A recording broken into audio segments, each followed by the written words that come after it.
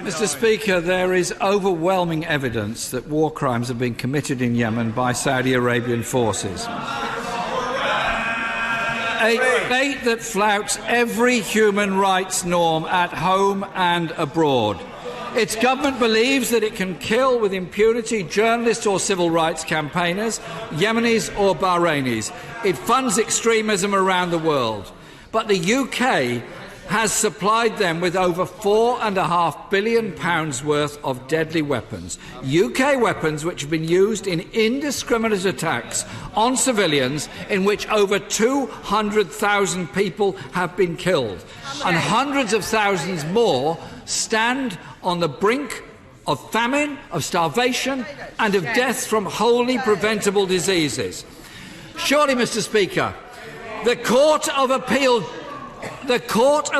judgment should be a wake-up call to the Prime Minister and the government. So instead of appealing the judgment, why not accept the judgment and stop arms sales to Saudi Arabia now and bring about peace in the Yemen and save those lives?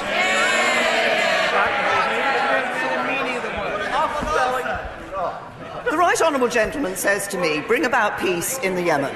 It's exactly what we are working with our international partners to do through the United Nations and through the Yemen Quad.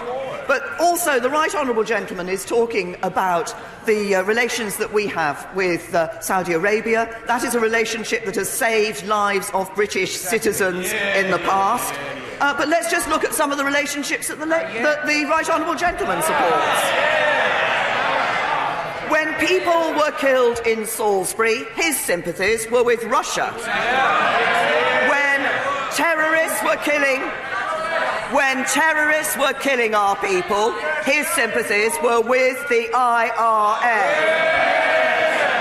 And in the recent tanker attacks in the Gulf, his sympathies were with Iran. He never backs Britain, and he should never be Prime Minister. Mr. Bradley.